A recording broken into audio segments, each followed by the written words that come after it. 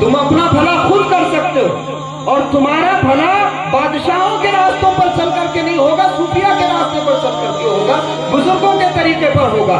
क्यों? क्योंकि हम हिंदुस्तान में, ये बात पूरे हिंदुस्तान के गैर मुस्लिम भाइयों को बताने की जरूरत है कि भारत के मुसलमानों का संबंध जमीनों पर हुकूमत करने वाले किसी तुगलक, किसी लोधी और किसी खिलजी से नहीं है, बल्कि भारत के मुसलमानों का ताल्लुक दिलों पर हुकूमत करने वाले ख्वाजा मोइनुद्दीन से है।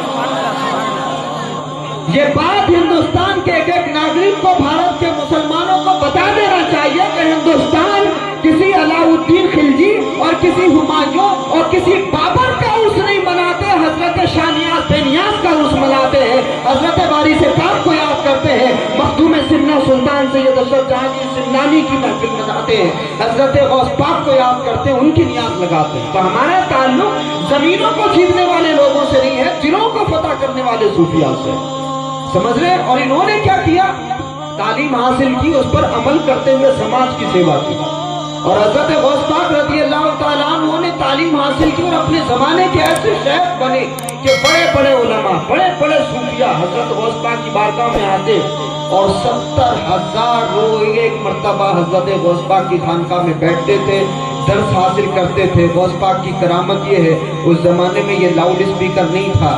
रिवायतें बताती हैं कि शेख अब्दुल कादिर जीलानी अपनी मसनद से जो दर्स दिया करते थे, जिस तरह से सामने बैठने वाला सुना करता था, 70,000 की मजलिस में जो आखिरी आदमी होता था, उस आदमी को भी गौस पाक की आवाज वैसे ही सुनाई दिया करती थी।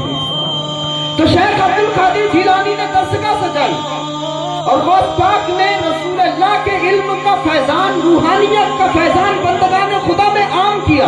और ऐसा आम किया, शेख अब्दुल कादिर जीलानी की खानकाह और शेख अब्दुल कादिर जीलानी का मदरसा एक ऐसी आमादगाह बन चुका था कि आज भले ही गरीबों को पढ़ाने के लिए बहुत सारी योजनाएं बनाई जा रही हैं, गांव-गांव में स्कूल खोले जा रहे हैं, लेकिन उसके बावजूद भी लोग सरकारी स्कूल में पढ़ाना पसंद नहीं करते, क्योंकि उसमें एक्सीलेंसी नहीं है।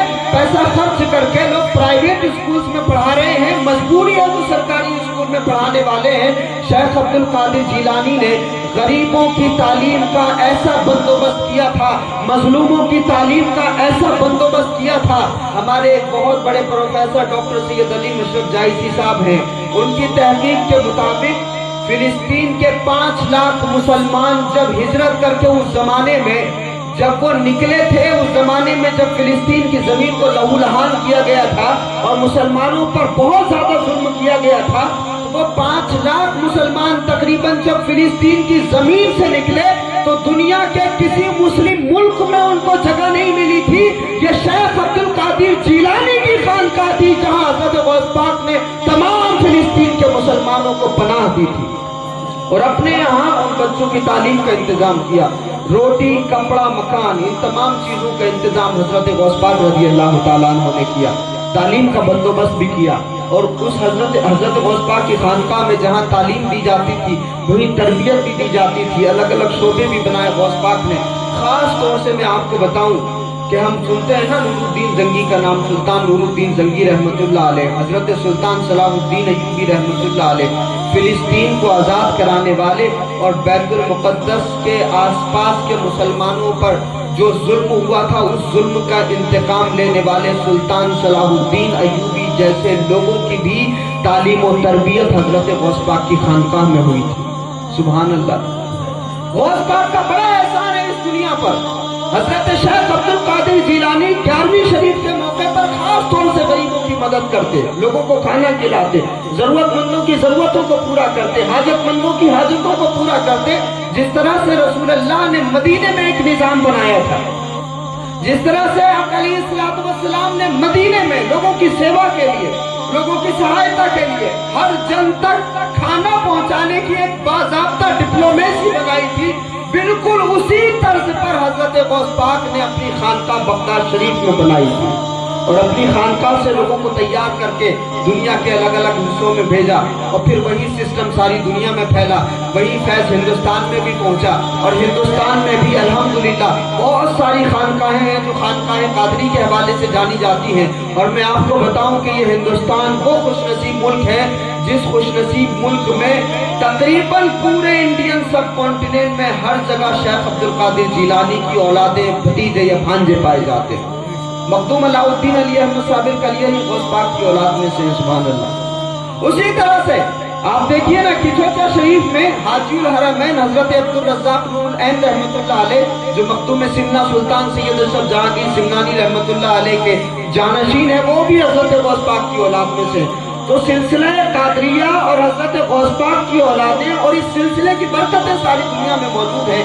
جہاں جہاں بھی اس سلسلے کے بزرگان دین پہنچے، ہر جگہ خانقاہ قائم کی، اور اس خانقاہ کے ذریعے تعلیم کو عام کیا، تربیت کو عام کیا، اور بندگان خدا کی خدمت کو عام کیا۔